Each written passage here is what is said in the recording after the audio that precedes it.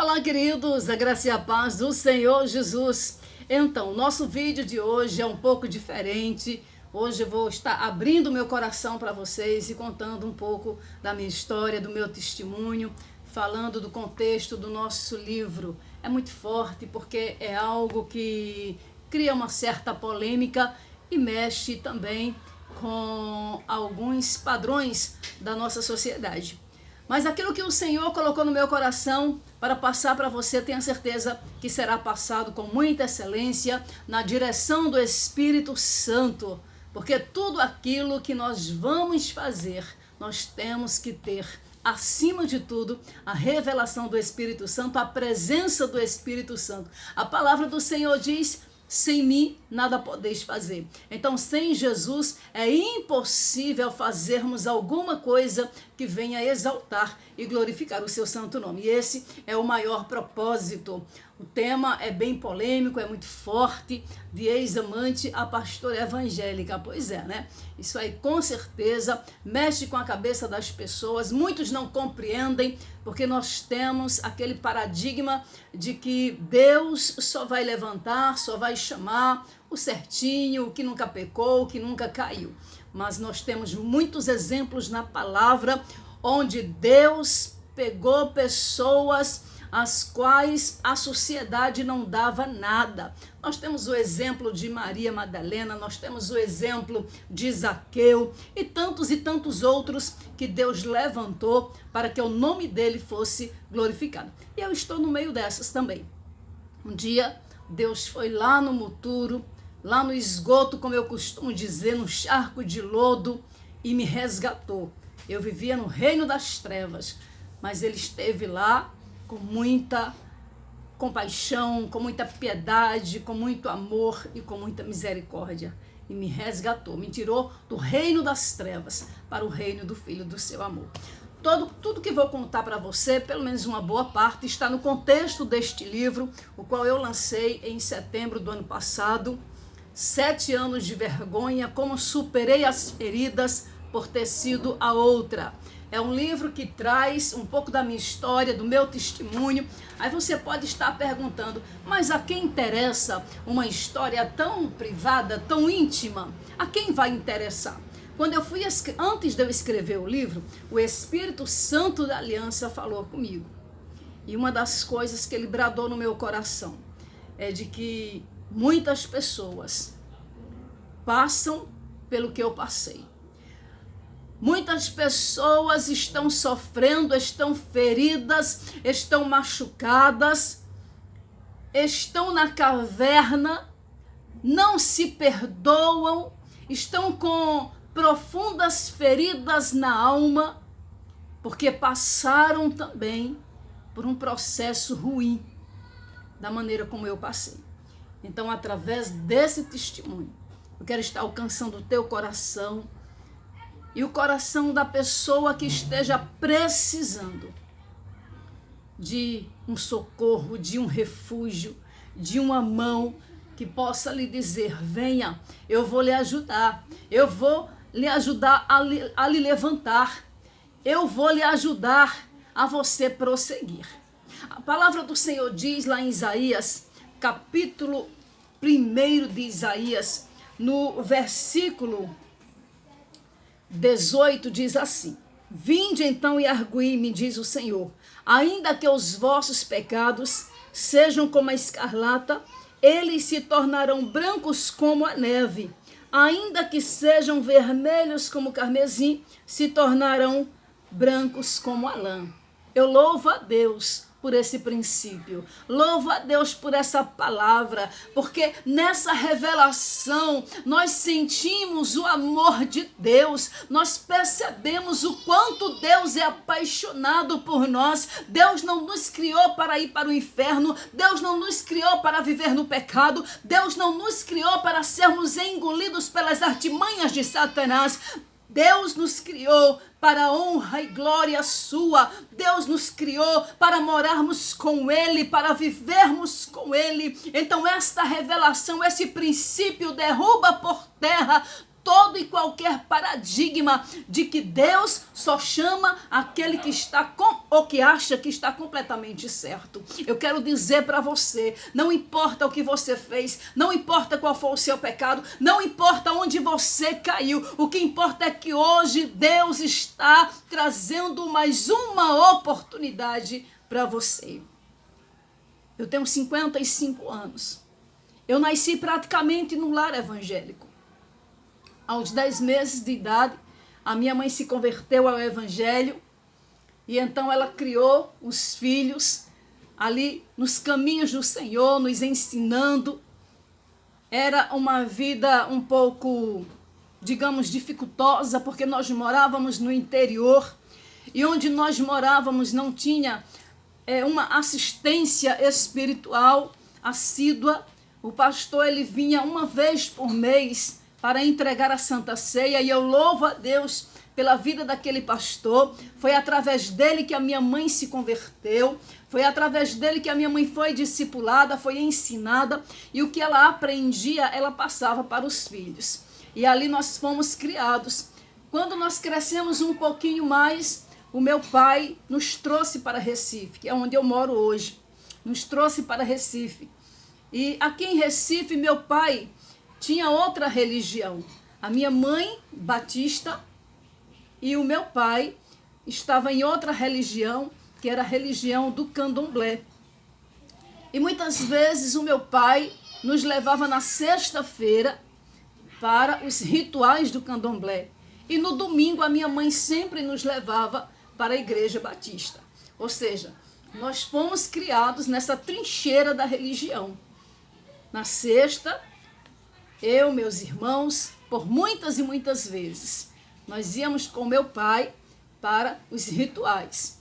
E no domingo, para a igreja batista com minha mãe. Eu louvo a Deus porque a palavra do Senhor diz, cria o menino no caminho em que deve andar. E ainda quando for velho, não se desviará dele.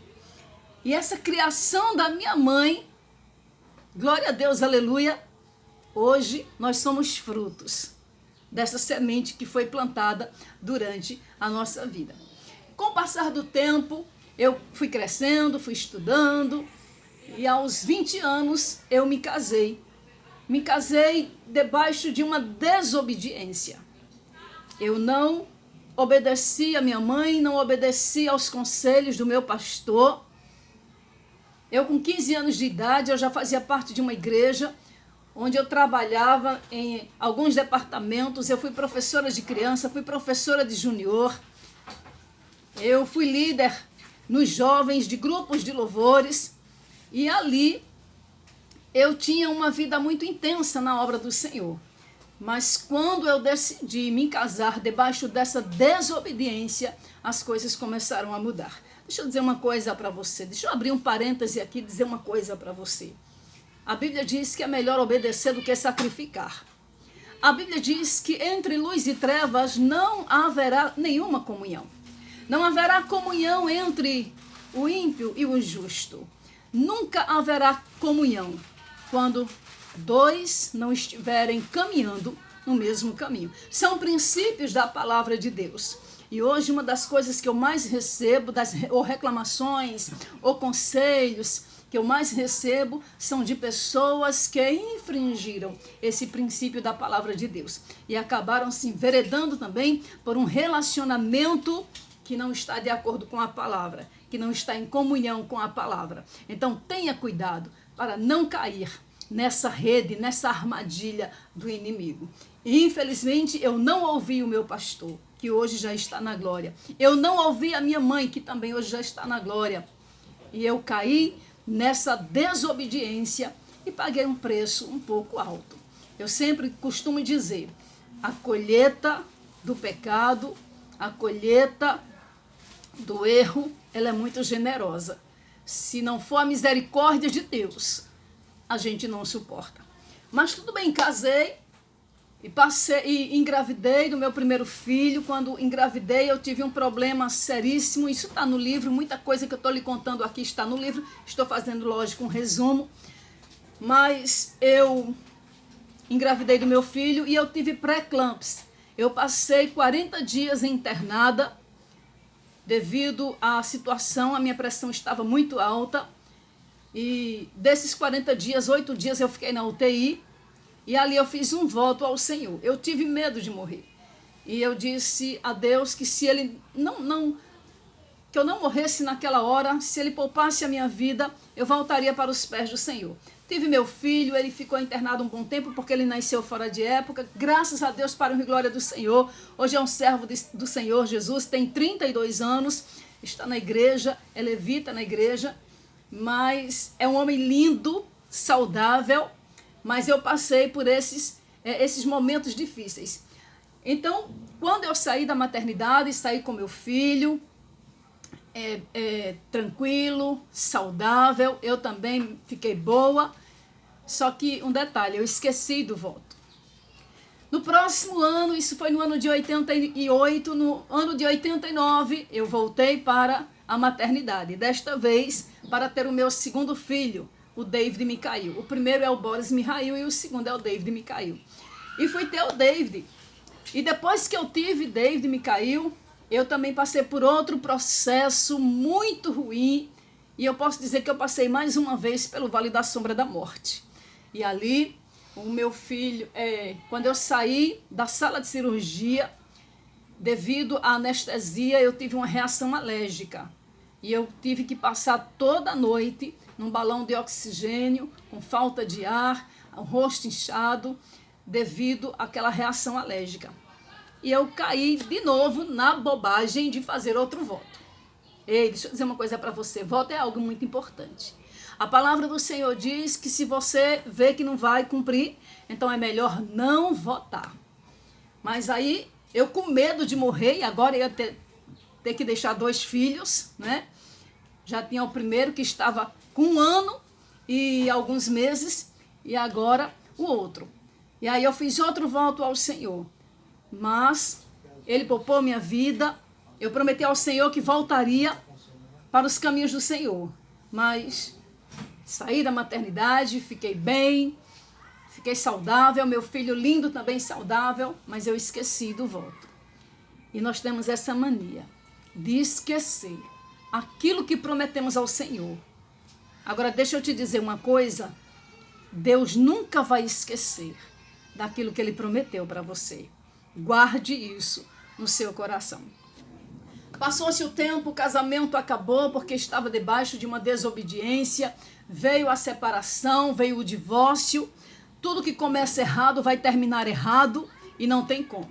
E quando o casamento acabou, eu fiquei muito revoltada, me senti uma mulher frustrada. Agora estava com 2 filhos, bebês praticamente, ainda tomando gagal para criar. E eu decidi ir embora para a minha cidade. E lá surgiu a oportunidade de eu trabalhar em rádio. Foi quando eu comecei em 1992. Eu comecei em 1990 em Recife, mas aí surgiu essa oportunidade em 92 na minha cidade e eu fui trabalhar em rádio. E ali as coisas começaram a se encaminhar de outra forma. Ao invés de eu voltar para os caminhos do Senhor, agradecer a Deus pelas bênçãos que Ele estava realizando na minha vida, pelas portas que Ele estava abrindo, não. Eu decidi ir viver a minha vida dissolutamente. E não foi uma vida muito boa, não. Foi a partir desse momento que eu me desencaminhei completamente do Evangelho. Eu esqueci que existia uma Bíblia, eu esqueci do sacrifício de Jesus e eu fui viver a minha vida como eu costumava dizer, né? Do jeito que eu quisesse, do jeito que era para ser vivida. Eu passei minha vida inteira dentro de uma igreja, na religiosidade, na prática da religiosidade. Eu não conhecia o mundo, eu não sabia nem direito o que era um carnaval, eu não tinha o hábito de andar em turma, em balada, mas a partir dessa minha decisão, eu fui conhecer tudo aquilo que o mundo oferece. E eu comecei a provar de tudo aquilo que eu achava que era bom para mim, que era o que eu queria, que era o que estava me fazendo feliz. E Satanás colocou na minha mente que toda maneira de amar vale a pena. E ali eu fui viver uma vida de promiscuidade, uma vida completamente fora dos padrões da palavra. Então Satanás, ele já tinha uma legalidade na minha vida. Já haviam portas abertas. E ali ele podia deitar e rolar. Todo prato que ele me apresentava, eu ia achar maravilhoso, eu achava maravilhoso, porque eu estava vivendo exatamente o que eu queria viver. A mente ficou cauterizada. O pecado já não me importava mais. Eu não estava nem aí. Eu não ligava mais para os conselhos da minha mãe, eu não ligava para os conselhos das pessoas mais velhas, eu não dava mais atenção a ninguém. O mais importante para mim naquele momento era viver a minha vida. Era exatamente usufruir daquilo que eu não tinha usufruído no passado. Eu achava que tinha casado muito cedo, né? E aquela frase bem típica: eu perdi minha juventude, eu casei muito cedo, eu fui cuidar de menino muito cedo, e aí parece que as porteiras do mundo se abrem e você decide e viver uma vida completamente desregrada, uma vida que vai afundando gradativamente e você nem percebe. E foi assim que aconteceu comigo. E foi nesse período em que Satanás lançou a isca e eu caí. E eu escrevi uma frase aqui no meu livro, onde eu digo: ser a outra não é destino, é escolha. Eu escolhi. Eu fiz uma escolha errada. E eu quero dizer para você, eu não sei quais foram as escolhas que você fez na sua vida. Eu não sei como está o teu cenário hoje, eu não sei se você passou pelo que eu passei, mas eu quero te dizer uma coisa: antes de escolher, antes de tomar qualquer decisão na tua vida sentimental, consulta o Senhor, pergunta ao Senhor se Ele está nesse negócio, pergunta a Deus. Porque a Bíblia diz que Deus tem um plano para você. O Salmo 139 nos garante isso. Antes de você ser formado no ventre da sua mãe, Deus já havia lhe separado para algo. Eu joguei esse projeto fora. Eu cancelei esse plano na minha vida. Foi uma decisão minha. E olha que eu paguei um preço muito alto por ter tomado essa decisão errada. E foi a partir daí que eu me envolvi com uma pessoa casado, uma pessoa que tinha família, mas eu não estava nem aí, a minha mente estava muito cauterizada, eu estava muito independente, eu estava vivendo uma vida financeira muito boa, ocupava um cargo muito bom, tinha status, era bem reconhecida na minha cidade e para mim aquilo era tudo. Ei, deixa eu dizer uma coisa a você. Tudo que nós conquistamos nesta terra, se não tiver a presença de Jesus, tudo é debalde, tudo é em vão. Por isso que eu quero te dar esse conselho. Consulte ao Senhor. Vai casar? Pergunta ao Senhor. Vai namorar? Pergunta ao Senhor. Analisa toda a situação. Olha se verdadeiramente a situação está de acordo com os princípios da palavra de Deus, que é para você não cair no engodo do diabo. Eu quero que você receba esse testemunho no seu coração, com a sua mente livre, com seu coração em paz, para que Deus possa bradar e possa estar falando com você. Então, essa é a primeira parte do meu testemunho. No próximo vídeo, você vai entender como eu me enveredei por uma situação que me levou ao fundo do poço. Eu quero orar por você nessa primeira parte. Eu quero apresentar a sua vida ao Senhor, os seus projetos, os seus planos. Eu quero clamar aos céus, que Deus desça com o espírito de sabedoria sobre você, para que você não caia na armadilha que eu caí, porque dói muito, traz muitos traumas e feridas. Entre em concordância. E Deus vai fazer coisas tremendas na sua vida. Os seus planos, os seus projetos serão estabelecidos pelo Senhor, pois há uma garantia na palavra que quando nós confiamos no Senhor, Ele estabelece o seu projeto, o seu plano, a sua vida em nós. Pai, em nome de Jesus, nessa primeira parte do meu testemunho, eu quero te clamar, apresentar a vida desta pessoa. Eu não sei como ela está. Talvez Satanás tenha colocado na frente dela uma armadilha, uma isca, assim como colocou na minha, mas eu não vigiei. Eu te peço, meu Senhor, que tu venhas com poder e glória, que tu venhas destronando esse principado na vida desta pessoa. Pai, em nome de Jesus, eu coloco os planos, os projetos desta pessoa diante do teu altar. Vem sondando, vem conhecendo.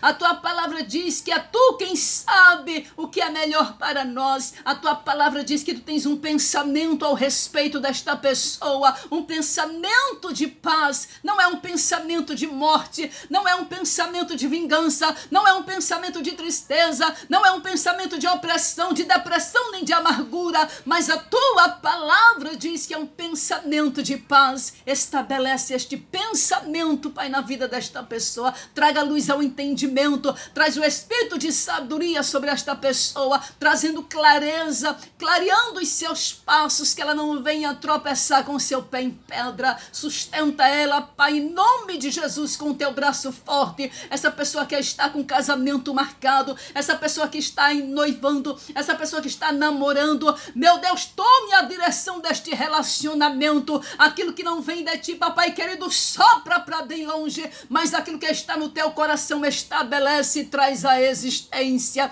Abre portas para essa pessoa, para este casal. Derrama a tua graça, derrama a tua bênção, que eles nunca venham a serem vítimas do inimigo, que eles nunca venham se enveredar pelo caminho da prostituição, da promiscuidade, da fornicação e do adultério.